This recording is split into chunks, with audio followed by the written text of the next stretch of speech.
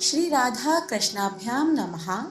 जय जय श्री राधे। आज सुनेंगे श्रीमद्भागवत महापुराण के तृतीय स्कंद के प्रथम अध्याय की कथा को। इस अध्याय में सुनेंगे उद्धव और विदुर जी की भेंट के बारे में। श्री सुखदेव जी ने कहा, परीक्षित, जो बात तुमने मुझसे पूछी है वही पूर्व काल में अपने सुख समृद्धि से पूर्ण घर को छोड़कर वन में गए हुए विदुर जी ने भगवान मैत्रेय जी से पूछी थी। जब सर्वेश्वर भगवान श्री कृष्ण पांडवों के दूत बनकर गए थे, तब वे दुर्योधन के महलों को छोड़कर उसी विदुर जी के घर में उसे अपना ही समझकर बिना बुलाए चले गए थे। राजा परीक्षित ने पूछा, प्रभु, यह तो बतलाइए कि भगवान मैत्रेय के साथ विदुर जी का समागम कहाँ और किस समय हुआ था। पवित्रात्मा विदुर ने महात्मा मैत्रेय जी से नहीं किया होगा, क्योंकि उसे तो मैत्रेय जी से जैसे साधु शिरोमणि ने अभिनंदन पूर्वक उत्तर देकर महिमान्वित किया था। सूत जी कहते हैं, सर्वज्ञ सुखदेव जी ने राजा परीक्षित के इस प्रश्न पूछने पर अति प्रसन्न होकर कहा, सुनो। श्री सुखदेव जी कहने लगे, परीक्षित, यह उन दिनों की बात है जब अंधे राजा धृतराष्ट्र ने अन्याय पूर्वक अपने दुष्ट पुत्रों का पालन पोषण करते हुए अपने छोटे भाई पांडु के अनाथ बालकों को लाक्षा भवन में भेजकर आग लगवा दी।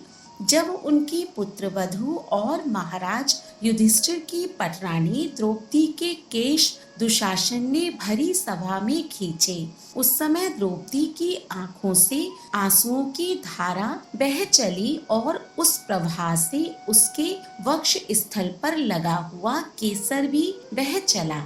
किंतु धृतराष्ट्र ने अपने पुत्र को उस कुकर्म से नहीं रोका। दुर्योधन ने सत्यपरायण और भोले भाले युधिष्ठिर का राज्य जुए में अन्याय से जीत लिया और उन्हें वन में निकाल दिया। किंतु वन से लौटने पर प्रतिज्ञा अनुसार जब उन्होंने अपना न्यायोचित पैतृक भाग मांगा, तब भी मोहवश उन्होंने उन अजात शत्रु युधिष्ठिर को उनका हिस्सा नहीं दिया। महाराज युधिष्ठिर के भेजने पर जब जगत गुरु भगवान श्री कृष्ण ने कौरवों की सभा में हित भरे सुमधुर वचन कहे, जो भीष्मादि सज्जनों को अमृत से लगे, पर कुरुराज ने उनके कथन को कुछ भी आदर नहीं दिया। देते कैसे, उनके तो सारे पुण्य नष्ट हो चुके थे। फिर जब सलाह के लिए विदुर जी को बुलाया गया, तब मंत्रियों में श्रेष्ठ विदुर जी ने राजभवन में जाकर बड़े भाई धृतराष्ट्र के पूछने पर उन्हें वह संपत्ति दी जिसे नीति शास्त्र के जानने वाले पुरुष विदुर नीति कहते हैं। उन्होंने कहा, महाराज, आप अजात शत्रु महात्मा युधिष्ठिर को उनका हिस्सा दे दीजिए। वे आपके न सहने योग्य अपराध को भी सह रहे हैं। भीम रूप काले नाग से तो आप भी बहुत डरते हैं। देखिए, वह अपने छोटे भाइयों के सहित बदला लेने के लिए बड़े क्रोध से फुफकारे मार रहा है। आपको पता नहीं, भगवान श्री कृष्ण ने पांडवों को अपना लिया है। वे यदुवीरों के आराध्य देव इस समय अपनी राजधानी द्वारिकापुरी में विराजमान है। उन्होंने पृथ्वी के सभी बड़े बड़े राजाओं को अपने अधीन कर लिया है तथा ब्राह्मण और देवता भी उन्हीं के पक्ष में हैं, जिसे आप पुत्र मानकर पाल रहे हैं तथा जिसकी हाँ में हाँ मिलाते जा रहे हैं। उस दुर्योधन के रूप में तो मूर्तिमान दोष ही आपके घर में घुसा बैठा है। यह तो साक्षात भगवान श्री कृष्ण से द्वेष करने वाला है। इसी के कारण आप भगवान श्री कृष्ण से विमुख होकर श्रीहीन हो रहे हैं। अतएव यदि आप अपने कुल का कुशल चाहते हैं तो इस दुष्ट को तुरंत ही त्याग दीजिए। विदुर जी का ऐसा सुंदर स्वभाव था कि साधुजन भी उसे प्राप्त करने की इच्छा करते थे, किंतु उनकी यह बात सुनते ही कर्ण, दुशासन और शकुनी के सहित दुर्योधन के होठ अत्यंत क्रोध से फड़कने लगे और उसने उनका तिरस्कार करते हुए कहा, यह जिनके टुकड़े खा खाकर जीता है, उन्हीं के प्रतिकूल होकर शत्रु का काम बनाना चाहता है। इससे इसके प्राण तो मत लो, परंतु इसे हमारे नगर से तुरंत बाहर निकाल दो। भाई के सामने ही कानों में वाण के समान लगने वाले इन अत्यंत कठोर वचनों से मर्माहत होकर भी विदुर जी ने कुछ बुरा ना माना और भगवान की माया को प्रबल समझकर अपना धनुष राजद्वार पर रखकर वे हस्तिनापुर से चल दिए। कौरवों को विदुर जैसे महात्मा बड़े पुण्य से प्राप्त हुए थे। वे हस्तिनापुर से चलकर पुण्य करने की इच्छा से भूमंडल में तीर्थपाद भगवान के क्षेत्रों में विचरने लगे, जहाँ श्रीहरि, ब्रह्मा, रुद्र, अनंत आदि अनेकों मूर्तियों के रूप में विराजमान हैं। जहाँ जहाँ भगवान की प्रतिमाओं से सुशोभित तीर्थ स्थान, नगर, पवित्र वन, पर्वत, निकुंज और निर्मल जल से भरे हुए नदी, सरोवर आदि थे, उन सभी स्थानों में वे अकेले ही विचरते रहे। वे अवधूत वेश में स्वच्छंदता पूर्वक पृथ्वी पर विचरते थे, जिससे आत्मीय जन उन्हें पहचान ना सकें।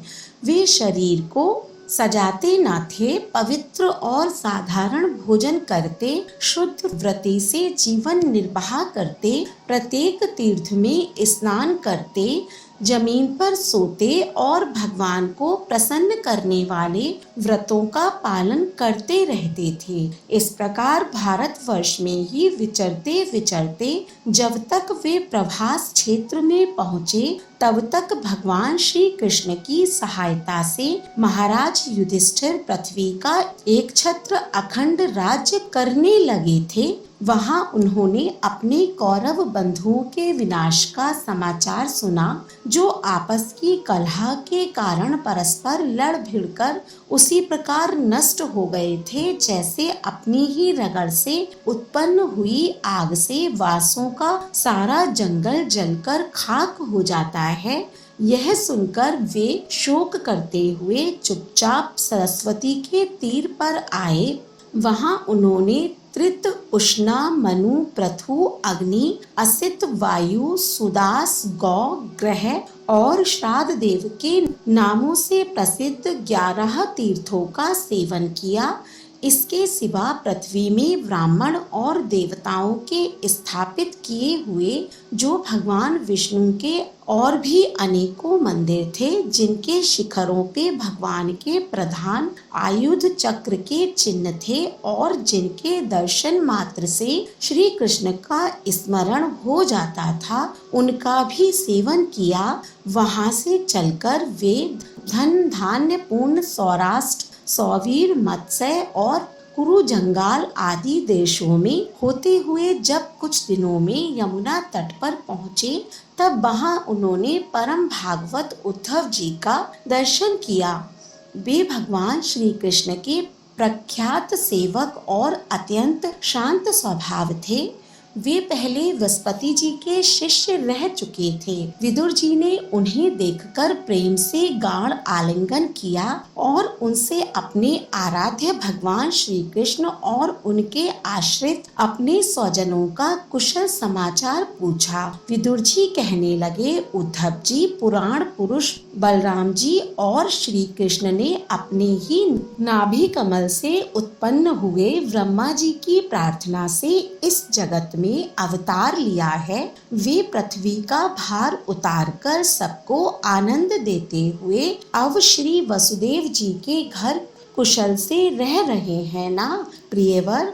हम कुरुवंशियों के परम सुहृद और पूज्य वसुदेव जी, जो पिता के समान उदारता पूर्वक अपनी कुंती आदि बहनों को उनके स्वामियों का संतोष कराते हुए उनकी सभी मनचाही वस्तुएं देते आए हैं आनंद पूर्वक, है ना।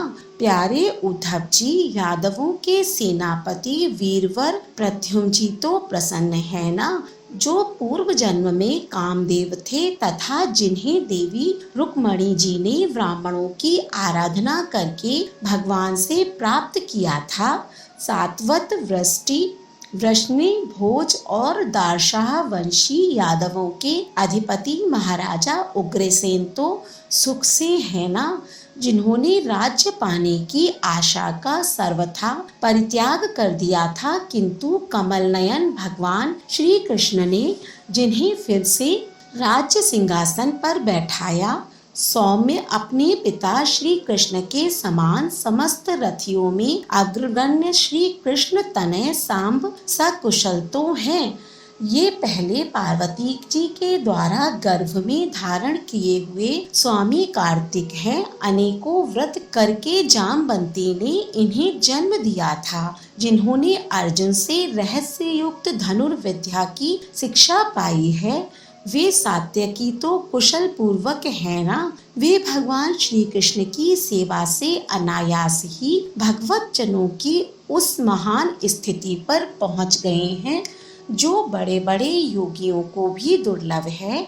भगवान के शरणागत निर्मल भक्त बुद्धिमान अक्रूर जी भी प्रसन्न है ना, जो श्री कृष्ण के चरण चिन्हों से अंकित वज्र के समान की रज में प्रेम से अधीर होकर लौटने लगे थे।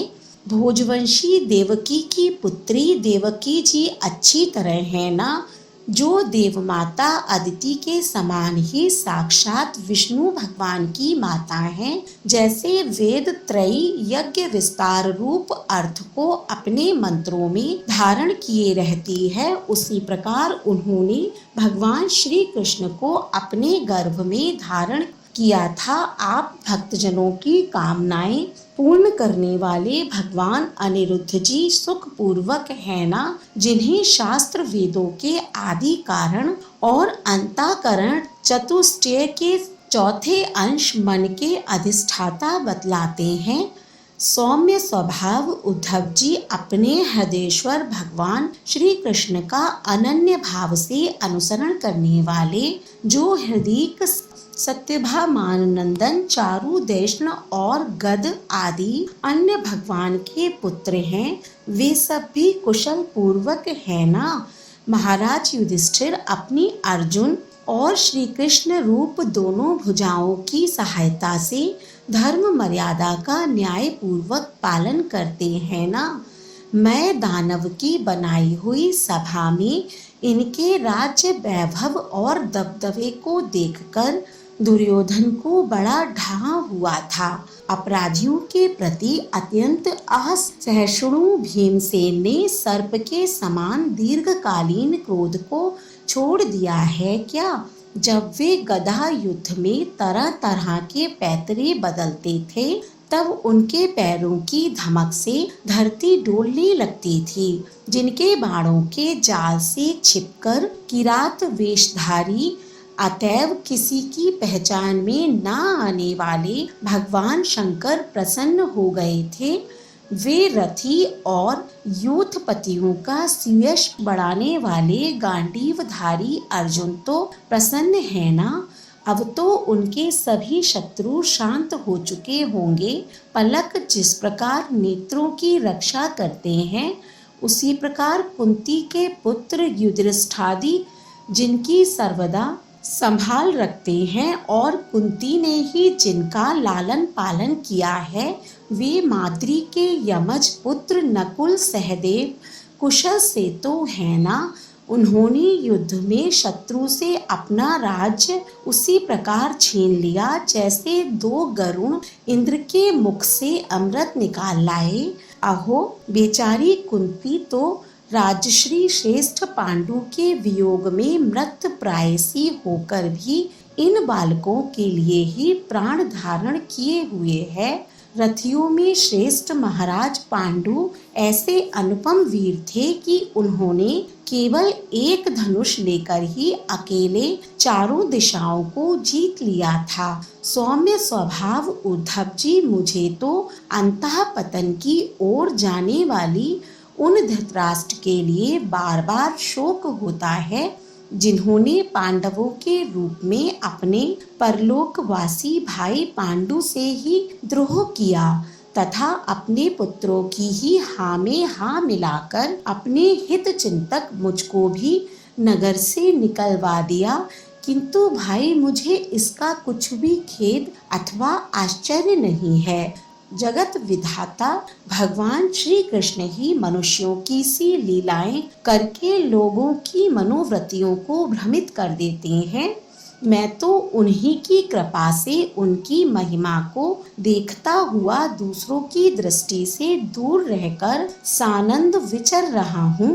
यद्यपि कौरवों ने उनके बहुत से अपराध किए, फिर भी भगवान ने उनकी इसीलिए उपेक्षा कर दी थी कि वे उनके साथ उन दुष्ट राजाओं को भी मारकर अपने शरणागतों का दुख दूर करना चाहते थे, जो धन, विद्या और जाति के मद से अंधे होकर कुमार्गगामी हो रहे थे और बार बार अपनी सेनाओं से पृथ्वी को कपा रहे थे।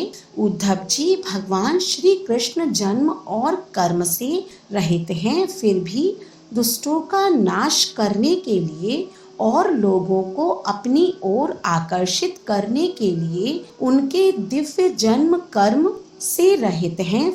नहीं तो भगवान की तो बात ही क्या। दूसरे जो लोग गुणों से पार हो गए हैं, उनमें भी ऐसा कौन है जो इस कर्माधीन देह के बंधन में पड़ना चाहेगा। अतः मित्र, जिन्होंने अजन्मा होकर भी अपनी शरण में आए हुए समस्त लोकपाल और आज्ञाकारी भक्तों का प्रिय करने के लिए यदुकुल में जन्म लिया है, उन पवित्र कीर्ति श्री हरि की बातें सुनाओ।